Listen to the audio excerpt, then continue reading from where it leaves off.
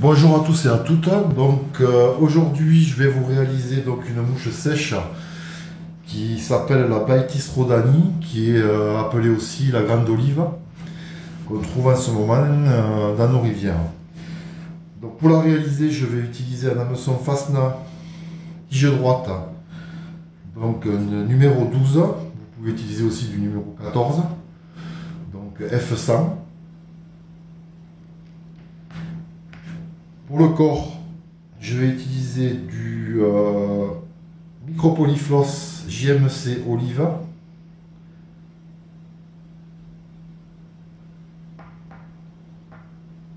Pour les cercles, je vais prendre du coq limousin couleur miel. Vous pouvez aussi utiliser des plumes couleur gingembre ou marron. Donc là, du coup, je vais utiliser ceci. Du CDC, donc kaki, donc deux plumes de CDC kaki, que voici, et une plume de CDC gris clair, pour mélanger un peu. Voilà. Un dubing de lièvre, donc naturel.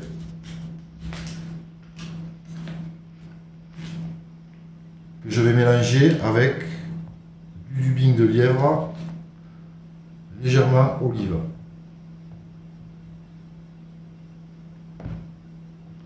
Donc je vais mélanger les deux. Un herbe de pan ébarbé que voici.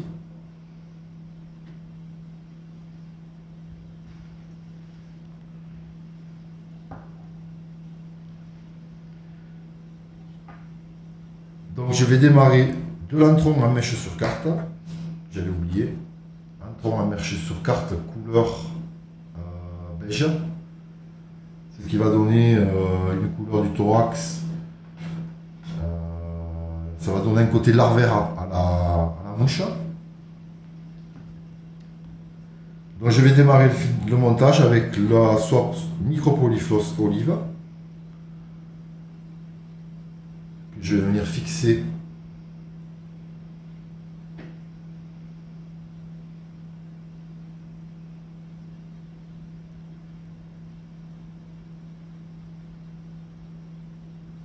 comme ceci. Je coupe l'excédent. Je vais prendre donc quelques fibres de coq limousin dans ces couleurs miel.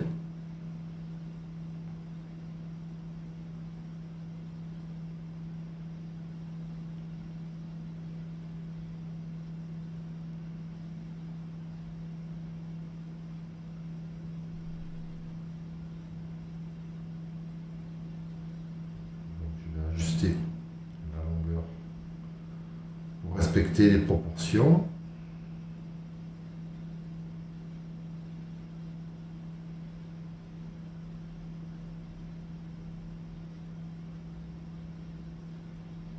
Voilà. Je vais fixer le herbe de pan ébarbé.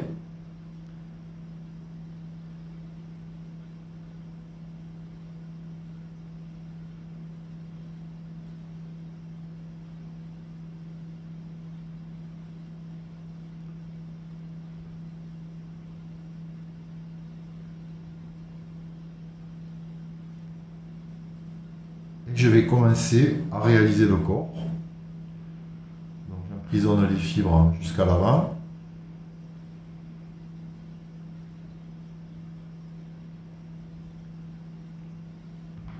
Je coupe l'excédent.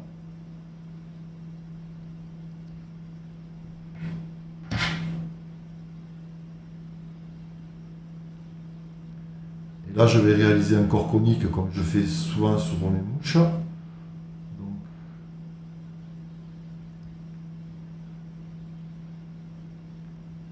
L'avantage du micropolyfloss, c'est que c'est une flosse assez fine, un micropolyfloss. Ça permet de faire des montages fins. Donc là, je réalise le corps conique.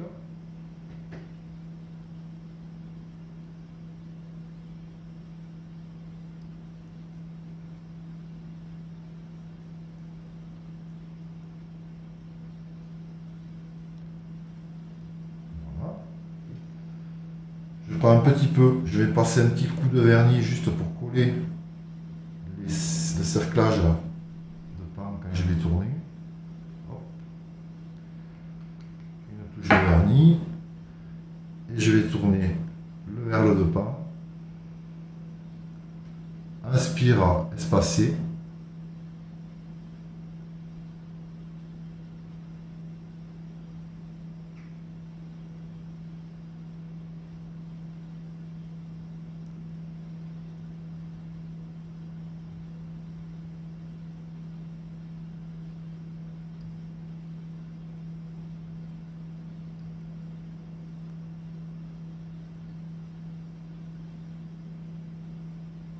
Et je viens bloquer à l'avant.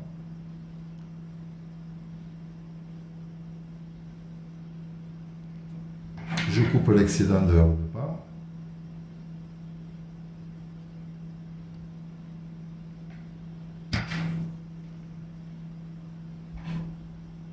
Et le corps est terminé. Donc là, je vais faire un nœud de stop. Un nœud de stop avec le polyfloss, avec le micro polyfloss.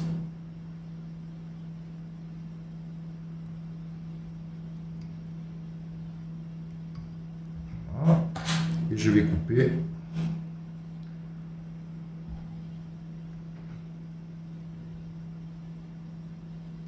Voilà. Donc maintenant, je vais repartir avec du nano-silk, donc vert olive, et je vais le positionner à un tiers à peu près de la longueur du corps. Donc, ici.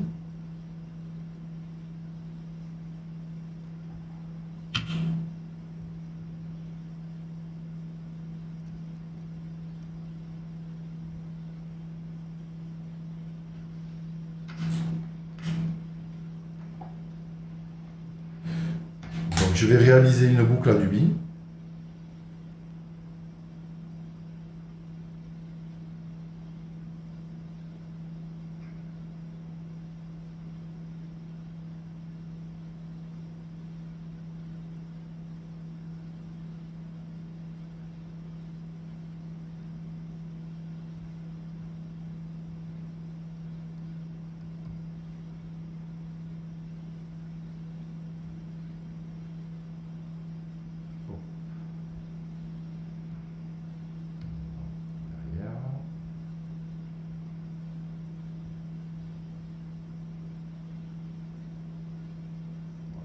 Je vais la laisser en attente. Comme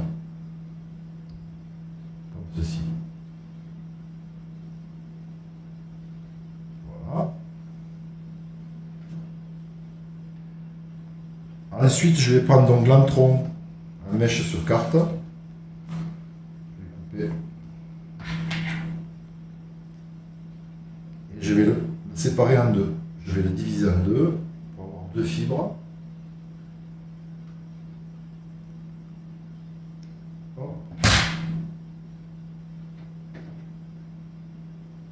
Je vais venir positionner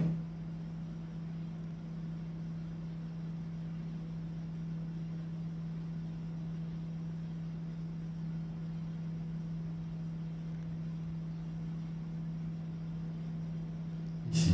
Et je vais le laisser en attente.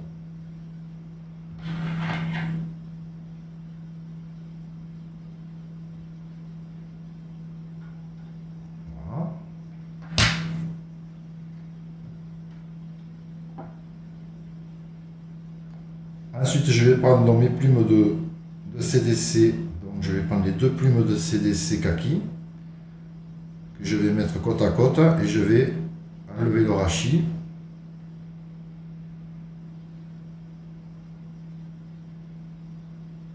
Comme ceci.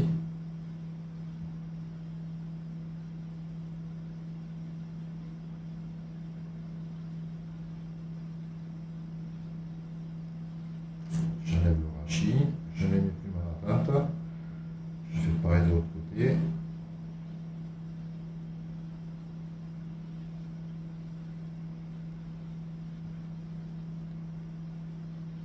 Voilà. Et je vais venir positionner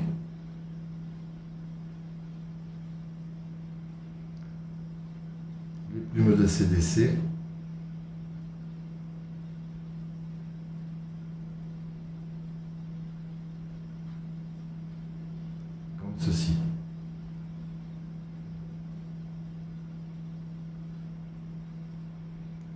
Ensuite, je vais prendre la plume de CDC, donc gris clair. Je vais faire pareil. J'arrache un côté.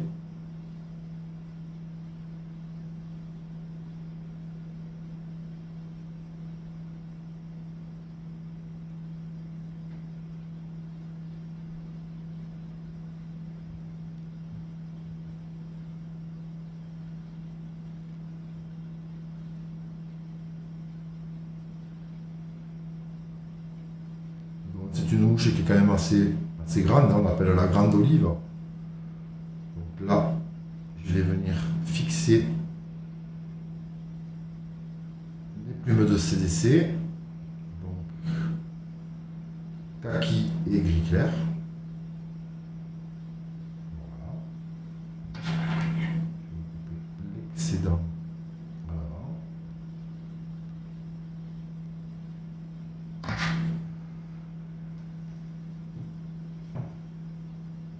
Maintenant, je vais prendre ma boucle à dubbing et je vais préparer donc le dubbing que j'avais dit alors avec du lièvre naturel mélangé avec du lièvre olive. Donc, je ne vais pas trop surcharger, je vais en mettre un petit peu. Je vais mélanger les deux.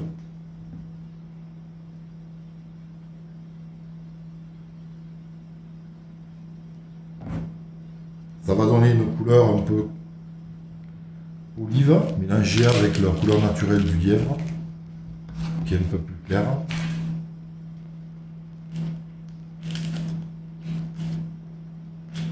Je mélange bien les deux.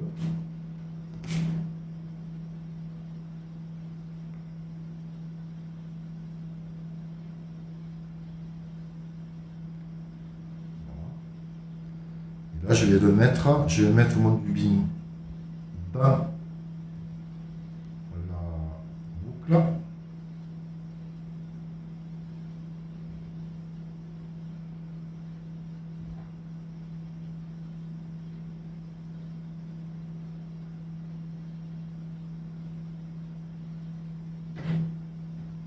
prépare la boucle. Hop. Le dubbing.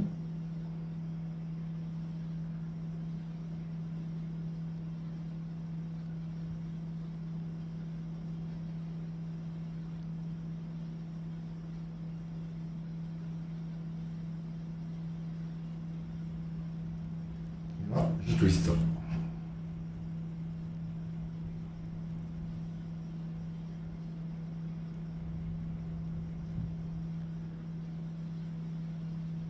coup, je vais passer donc derrière l'entron et les plumes de CDC. Donc une fois.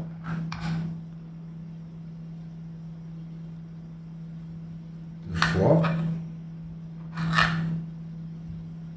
Fois.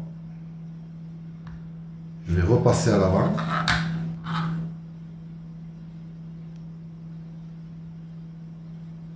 Une fois. Et je vais venir bloquer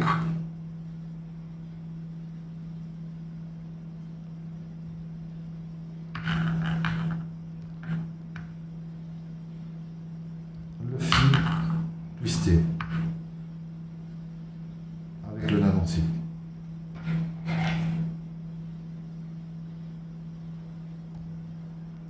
Voilà. Donc maintenant, je vais prendre donc l'entron à mèche sur carte et je vais venir faire la séparation des deux ailes. Donc en fait, je vais bien m'assurer de l'équilibrage. Donc là, vous prenez votre temps, vous regardez qu'il y a à peu près le nombre, le même nombre de fibres d'un côté que de l'autre.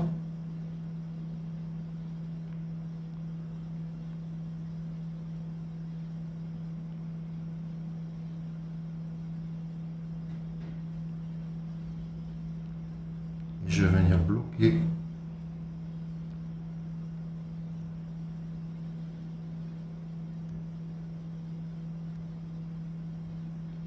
l'entron à l'avant. Donc là, cette couleur va permettre de donner un aspect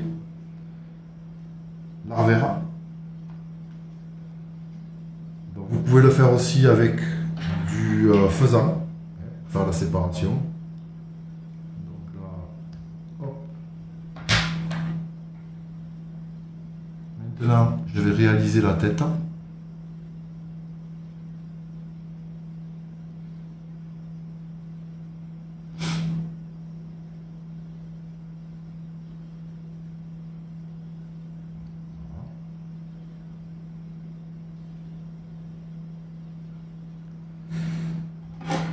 Je vais sécuriser le tout avec un wing finish.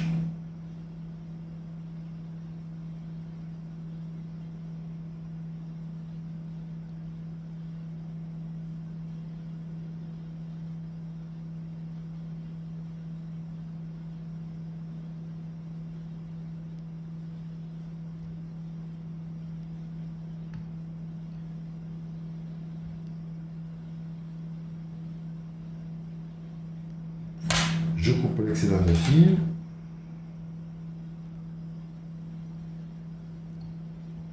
Voilà.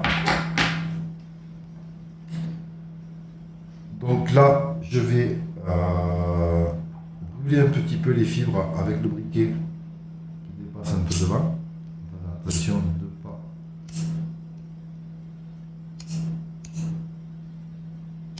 brûler les ailes.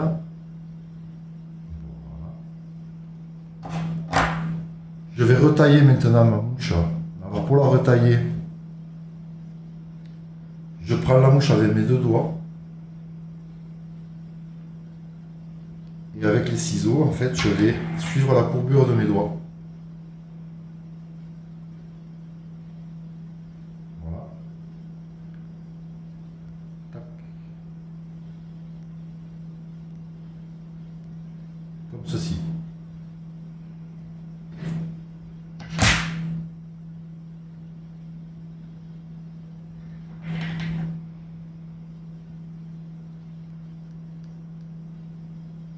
Là, je peaufine un petit peu parce que j'aime bien que ce soit parfait.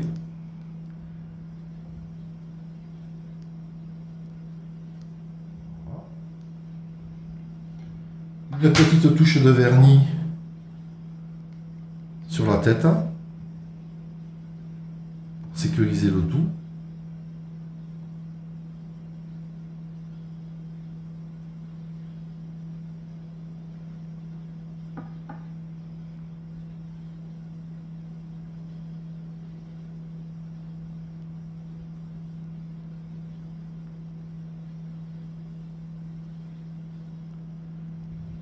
Je vais prendre la brosse pour ébouriffer un petit peu le dubbing et réaliser des pattes dessous.